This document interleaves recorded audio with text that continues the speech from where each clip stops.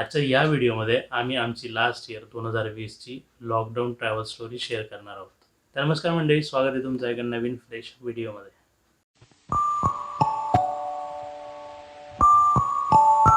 Last year तुम्हाला माहितीच आहे की मार्चमध्ये अराउंड लास्ट वीकला लॉकडाऊन लागला होता आणि लॉकडाऊन नंतर खूप लोक पॅनिक होते.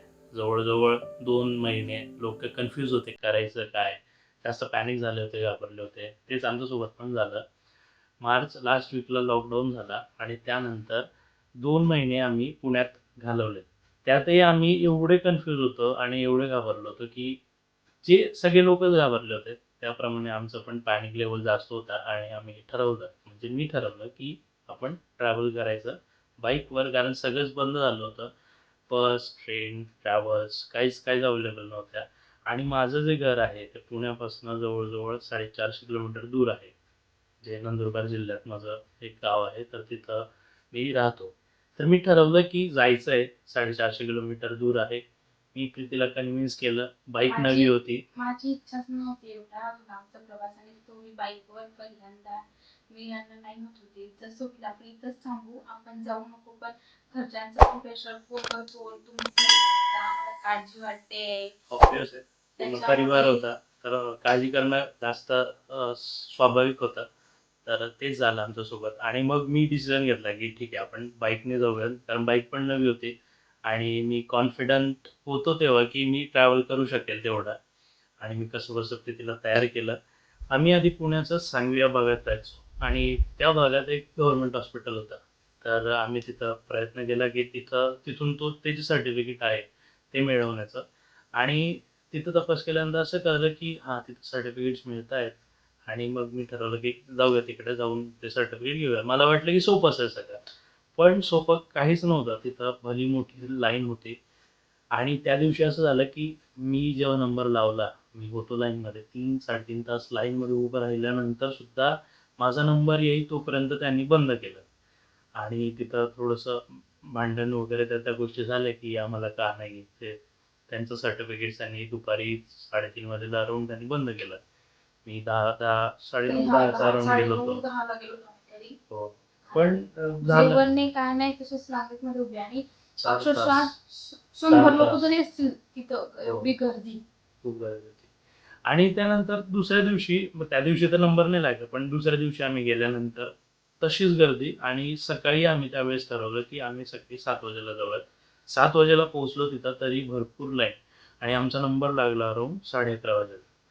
आणि त्यातही झालं की त्यातही ते नाही म्हटलं तेव्हा की आम्ही तुम्हाला सर्टिफिकेट देऊ शकत नाही, तुम्हाला कोणी सांगितलं की मिळतं वगैरे त्या गोष्टी झाल्या.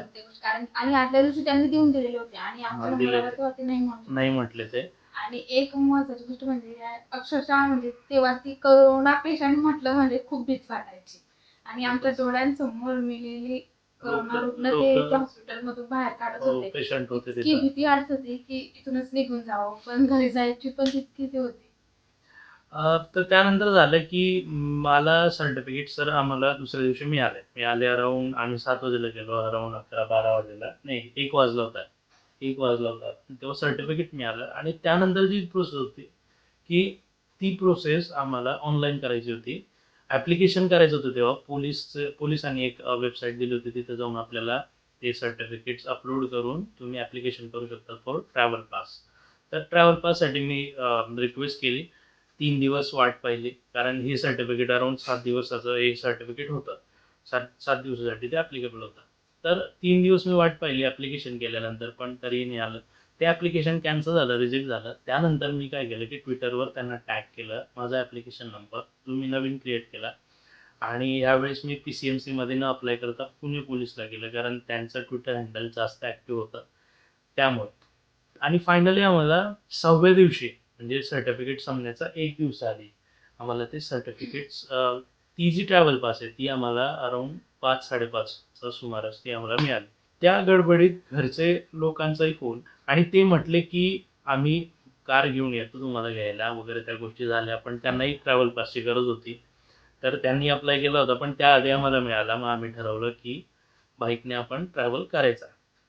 आणि प्रीतीचं आधीपासून ठरलं होतं की नाही करायचं म्हणून, कारण हे थोडं रिस्की होतं, कारण मी 100 किलोमीटरचा वर कधीच बाईकने प्रवास केला नाही आजपर्यंत. आणि तेव्हा 450 किलोमीटर जायचं होतं. थोडी भीती होती मनात, की कारण प्रीती पण सोबत आहे, मी आणि त्यात प्रॉपर गिअर नाही. ट्रॅव्हल करण्यासाठी बाईकवर जे काही गिअर्स लागतात ते माझ्याकडे नव्हते. या सगळ्या गोष्टी पाहिल्यानंतर थोडंसं भीती वाटत होती. पण एक होती घरची ओढ, की हां ठीक आहे, इकडं एवढं सिच्युएशन खराब आहे, तर आपल्या गावाकडे तरी कमी असेल. आणि त्यावेळेस होती, कमी होती तेव्हा. जी सिच्युएशन होती तेवढी गावाकडे एवढी खराब सिच्युएशन नव्हती. आज जेव्हा आत्ता जेवढी आहे तेवढी खराब नव्हती. तर पास मिळाल्यानंतर आम्ही सगळे पॅकिंग वगैरे केली आणि अराउंड 10-10:30च्या सुमारास प्रचंड पाऊस, म्हणजे ॲक्च्युअली पाऊस नव्हता तो, पण विजा वगैरे त्या सगळ्या गोष्टी होत आणि होत्या. आम्हाला विजा सकाळी कळकळत 4 वाजता होत्या, तरी निघायचं कडाडत होतं. होत्या. हं. आम्हाला 4 वाजेला अराउंड सकाळी निघायचं होतं. तर ती एक भीती, एक वेगळं टेन्शन होतं, की पावसाचं वातावरण बाहेर झालंय, तर जायचं, नाही जायचं या सगळ्या गोष्टी होत्या. फायनली आम्ही ठरवलं, की ठीक आहे सकाळी आपण पहाटे निघायचं म्हणून 4-4:30ला. पण रात्रभर झोप नव्हती लागली आम्हाला.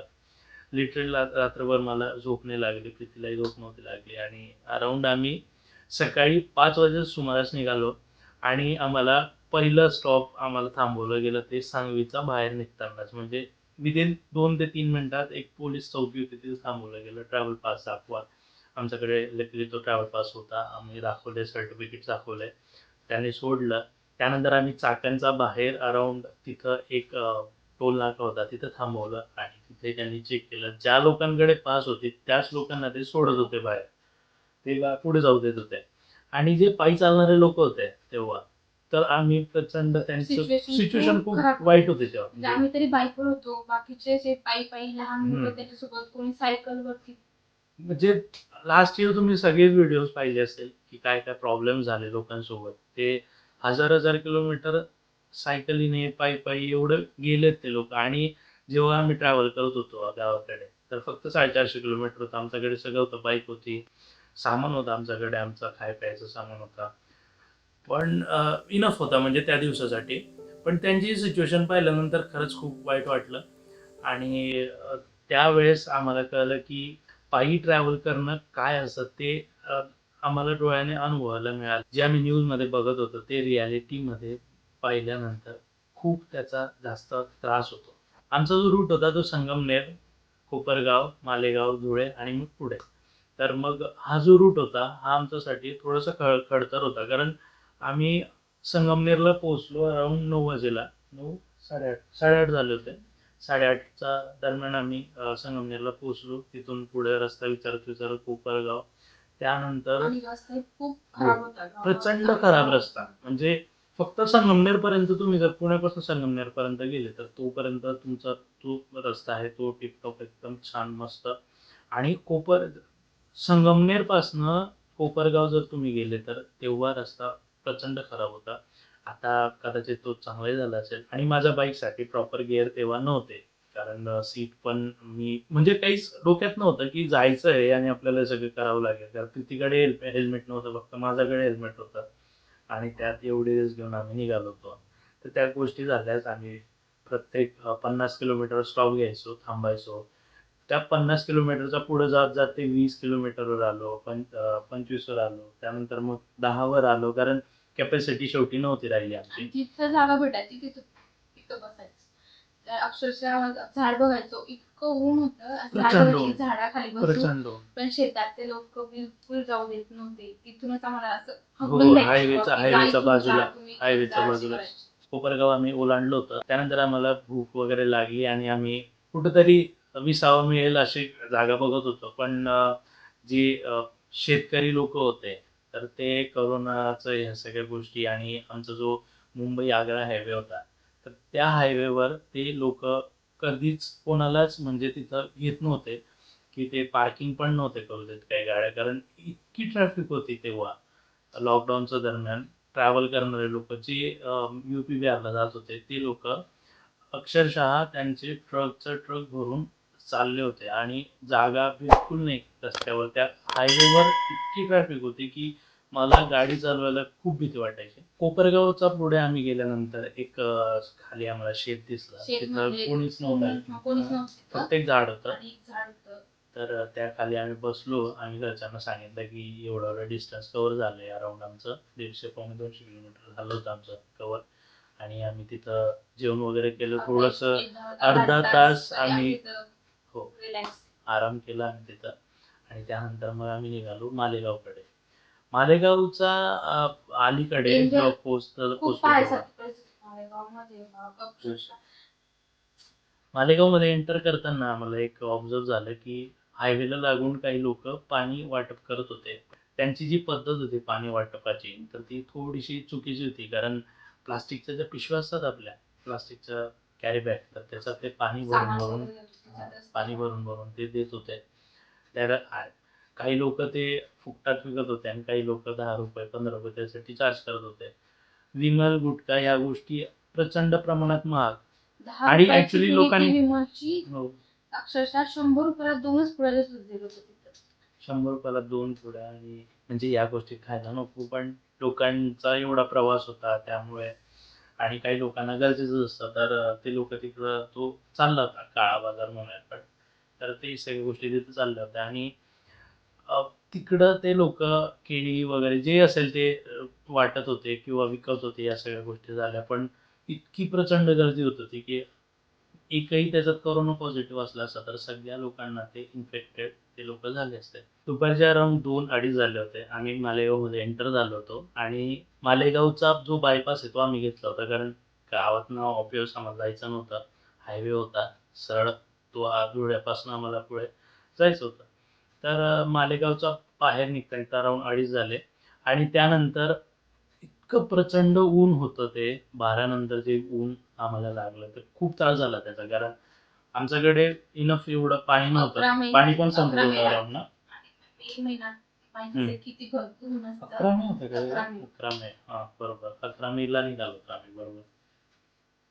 प्रचंड ऊन आणि त्यात पाणी आमच्याकडे जास्त जे आम्ही नव्हतं. जे आणलं घेतलेलं होतं ते होतं म्हणजे 2 बॉटल ते ते संपलेलं होतं.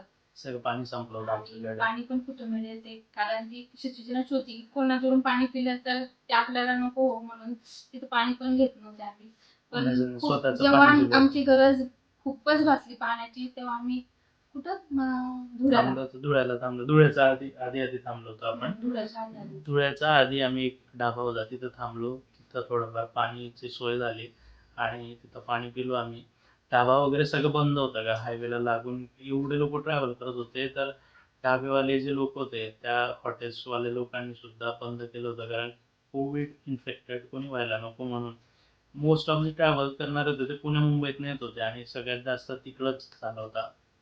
स्पेशली पुण्यात जास्त झाला होता तेव्हा. त्यामुळे ते लोक रिस्क नव्हते घेत. आणि त्यानंतर मग आम्ही थोडं तिथं आराम केला, पाणी पिलो. अर्धा तास आराम केल्यानंतर आम्ही धुळ्याकडे निघालो आणि एका टोल नाक्याच्या अलीकडे तिथं आम्ही थांबलो.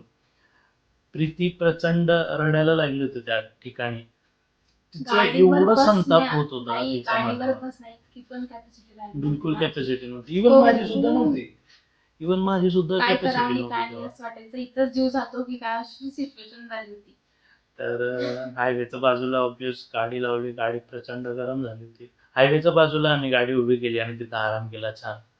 प्रीतीला कसं तरी मी कन्व्हिन्स केलं. प्रीती ऑलरेडी प्रचंड माझ्यावर चिडली होती आणि कसं तरी मी तिला कन्व्हिन्स करून तिला म्हटले की 100 किलोमीटर राहिलंय आणि आता आपल्याला घरी गेल्यावर आरामच करायचा. मी तिने तिचा राग बाजूला ठेवला आणि मग आम्ही परत आमचा जो प्रवास आहे तो चालू केला. त्यापासून आमची सिच्युएशन खूप खराब झाली होती. तर मग आमची 20 किलोमीटरच्या आतच आम्हाला थकवा जाणवायचा. आम्ही परत थांबायचो. असं करत करत आम्ही दोंडाईच्या म्हणजे आमच्या शाद्याजवळचे गाव दोंडाईच्या पर्यंत आलो. तिथं जायची आमची कॅपॅसिटी पुढे नव्हतीच. मी पण हार मानली होती. मी तर केव्हाची नाही धुळ्यातच हार मानली होती. तरी जेमतेम कशी तरी गेली. अक्षरशः इतकं ऊन होतं की म्हणजे दुसऱ्या दिवशी आम्ही घरी पोहोचलो ना तेव्हा यांचे हे हात पूर्ण अक्षरशः भाजले गेलेले होते. पूर्ण स्किन ही मी सांगू नाही शकत की एवढं रिलीफ मिळालं होतं तेव्हा. खूप छान. तर ही होती आमची 2020 ची लॉकडाऊन स्टोरी. आय होप की ही आमची स्टोरी तुम्हाला आवडली असेल तर व्हिडिओला लाईक करा, खाली कमेंट करून सांगा आणि चॅनलला सबस्क्राईब करायला विसरू नका. आता आपण भेटूयात पुढच्या एका नवीन फ्रेश ब्लॉगमध्ये. तोपर्यंत नादर आभार. नमस्कार.